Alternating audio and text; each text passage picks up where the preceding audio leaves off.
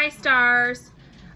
This is another book about Goldilocks. This one is retold by Mo Willems, and his version is Goldilocks and the Three Dinosaurs. Once upon a time, there were 3 dinosaurs: Papa Dinosaur, Mama Dinosaur, and some other dinosaur who happened to be visiting from Norway. Home, sweet dinosaur home. One day, for no particular reason, the 3 dinosaurs made up their beds, positioned their chairs just so, and cooked 3 bowls of delicious chocolate pudding at varying temperatures.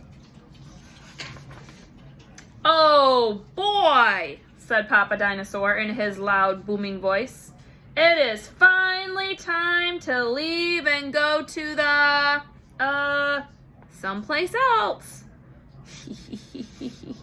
"Yes," continued Mama Dinosaur, "I sure hope no innocent little succulent child happens by our unlocked home while we are, someplace else." "Ha ha ha ha ha ha ha." Then the other dinosaur made a loud noise that sounded like a big evil laugh, but was probably just polite Norwegian expression. The 3 dinosaurs went someplace else, and were definitely not hiding in the woods, waiting for an unsuspecting kid to come by. Sure enough, 5 minutes later, a poorly supervised little girl named Goldilocks came traipsing along. "Very nice house," it says. 2 miles. Just then, the forest boomed with what could have been a dinosaur yelling, "Gotcha!" But I'm pretty sure it was just the wind. The loud noise was immediately followed by another loud noise that sounded kind of like a, "Be patient, Papa Dinosaur, the trap is not yet sprung." But that could have been a rock falling, or a squirrel. "Getting closer," it says. Either way, Goldilocks was not the type of little girl who listened to anyone or anything. For example, Goldilocks never listened to warnings about the dangers of barging into strange, enormous houses. As soon as Goldilocks came across a strange, enormous house, she barged right in. Inside, Goldilocks immediately smelled the 3 bowls of the delicious chocolate pudding. Said Goldilocks. "That chocolate pudding smells delicious. If only I could get all the way up to the top of that counter." Then Goldilocks noticed a very tall ladder that just happened to be sitting there, and it certainly wasn't left there on purpose. Goldilocks climbed up the ladder and found herself face to face with 3 gigantic bowls of chocolate pudding. The first bowl of chocolate pudding was way too hot, but Goldilocks ate it all anyway, because, hey, it's chocolate pudding, right?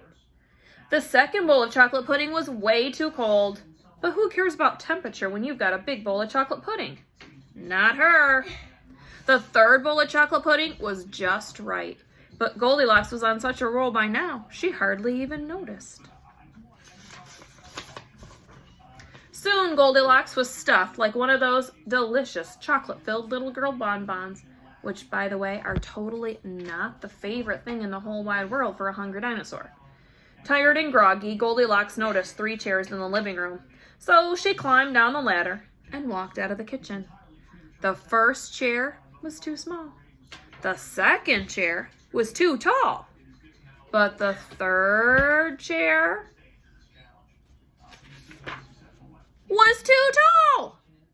Goldilocks wasn't going to climb that high just to sit in some chair, so she hiked it over to the bedroom. When she got there, Goldilocks noticed that the beds were also gigantically big. "What is going on around here?" groaned the exhausted girl. "Oh, the bears that live here must be nuts." Just then the room filled with a loud, booming noise that was either a passing truck or a dinosaur gloating. "A few more minutes and she'll be asleep. Delicious chocolate-filled little girl bonbons are yummier when they are rested." Even a little girl who never listens to anyone or anything had to have heard that. Goldilocks took a minute to stop and think.